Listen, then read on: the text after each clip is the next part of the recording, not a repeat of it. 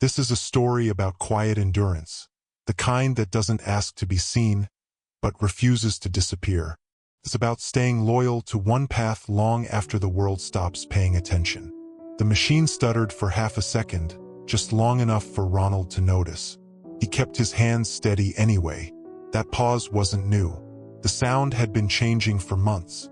A softer grind, a hesitation before motion, like something tired but still trying to work the way it always had. Ronald leaned in slightly, listening, feeling the vibration travel up through the metal and into his palms. He had learned long ago to trust these signals. Machines spoke, quietly, honestly. Around him, the factory floor moved the way it always did. Belts turning, lights buzzing, voices passing without stopping. Nothing was wrong. Nothing was urgent. And yet, something inside him felt off. He finished the cycle, logged the numbers, wiped his hands on the same cloth he'd carried for years. The routine was so familiar it barely registered as thought. That was the problem. He had been doing this work most of his life, long enough that people stopped asking why, long enough that even he no longer remembered when he decided this would be his road, only that he had never stepped off it. At lunch, he sat alone as usual. Same corner, same chair. He unwrapped his sandwich carefully, like there was a right way to do even that. He watched others laugh, scroll their phones, talk about plans that sounded loud and unfinished. He didn't envy them, but he wondered, not for the first time, what it would feel like to be certain that all these years were leading somewhere visible. At home that evening, Elizabeth noticed the quiet before he spoke. She always did. "You're thinking again," she said, setting a plate in front of him. "Am I?" he replied, a small smile forming out of habit. She didn't push. She never had. That was part of why they had lasted. She understood that Ronald carried things inward, the way some men carry weight in their shoulders without realizing it. Time moved the way it always had, steadily, without announcement. Weeks turned into months. The machine kept running. Ronald kept showing up before his shift, the way he always had. He checked things others skipped, listened when something sounded slightly off, fixed small problems before they became real ones. No one praised him for it. They rarely noticed. That used to bother him more than he admitted. Not because he needed applause, but because silence over years can start to feel like judgment, like proof that what you're doing doesn't matter enough to be named. There were mornings when the weight felt heavier, when his body ached in places that hadn't hurt before, when he sat in the car outside the factory and let the engine idle a few seconds longer than necessary, gathering himself. On those mornings, doubt came quietly. You could have chosen something else. You could have left years ago. This might be all it ever gives you. He never said those thoughts out loud. He didn't need to. They lived in the pauses between his actions. At home, Elizabeth noticed the wear even when he tried to hide it. She started leaving small notes in his lunch bag. Nothing dramatic. Just reminders. A line of encouragement. A quiet thank you written in her careful handwriting. He kept every one. Vera was growing faster now, her questions sharper, more observant.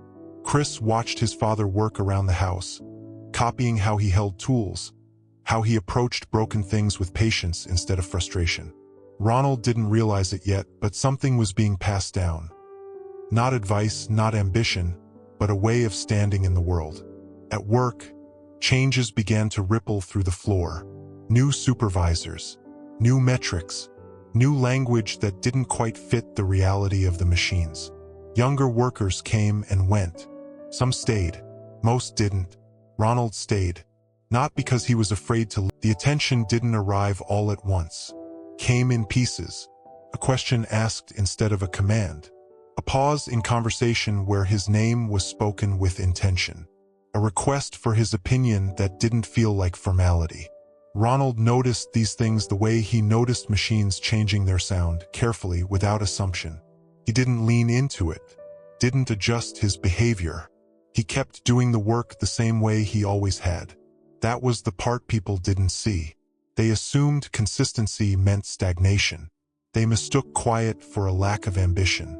What they didn't understand was that Ronald had already made his choice years ago. He wasn't chasing something better. He was building something solid. One afternoon, he was asked to stay late, not to cover a shift, to explain. A group of newer supervisors gathered around him near the idle line. They asked how he knew what would fail before it did, why he made certain adjustments that weren't written anywhere, how he kept everything running when the manuals didn't help. Ronald answered slowly, thoughtfully, not teaching, just sharing. As he spoke, he realized something unsettling. He knew more than he had ever been given credit for, more than he had ever allowed himself to acknowledge. That night, at home, Elizabeth listened as he described the conversation. She didn't interrupt, just nodded, the way she always had, as if she had been waiting for this moment longer than he had. "They finally saw you," she said. "I don't know about that," he replied. But his voice wasn't dismissive, just cautious. Over the next weeks, the requests continued. Training sessions, consultations, a quiet offer to take on responsibility that had nothing to do with titles and everything. The recognition didn't feel like a celebration, felt like alignment. Ronald wasn't promoted with announcements or applause.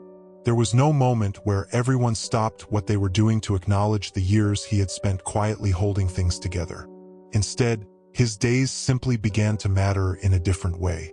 Decisions passed through him now, not because he demanded them to, but because people trusted his judgment. When something went wrong, his name came up naturally.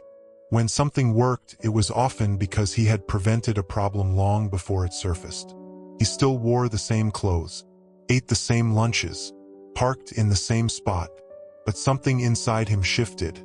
For the first time, his effort felt proportional to its impact. At home, the change was subtle but real. Elizabeth noticed how he carried himself. Not prouder, not louder, just steadier. Less tension in his shoulders. Fewer long silences at the end of the day. They talked more easily now, about plans that weren't urgent but possible. Small things, repairs they could finally afford, time they might take together. Vera began asking him for advice, not just about school but about choices. Chris listened more closely when Ronald explained how to fix something, sensing that patience had a weight behind it. Even Jack seemed to pick up on the change, staying closer during the evenings, resting his head against Ronald's leg as if to anchor him there. At work, someone mentioned the future, training programs, documentation, passing. The moment didn't come with certainty, came with calm. One evening, after everyone had gone to bed, Ronald sat at the kitchen table with a cup of coffee he hadn't finished. The house was quiet in the way that only familiar places can be. No tensión, no waiting, just presence. He thought about the years he had spent doing the same work while the world rushed past. The mornings when doubt had sat beside him in the car. The nights when he had wondered if loyalty was simply another word for fear. None of it felt wasted now. Not because everything had worked out perfectly, but because nothing essential had been lost. His work mattered. His family was steady. His faith had held. At the factory, his role was no longer defined by a machine. It was defined by trust. People listened when he spoke. Problems came to him before they grew teeth. Not because he demanded attention, because he had earned it quietly. At home, Elizabeth's hand still found his at the end of long days. Vera carried herself with more confidence now. Chris watched his father with a respect that needed no explanation. Jack slept nearby, breathing slow and even, unaware of how much of life he anchored simply by being there. Ronald understood something then that he hadn't known in his younger years. Success didn't arrive as a reward. It arrived as recognition of what had been true all along. He had stayed. He had worked. He had believed.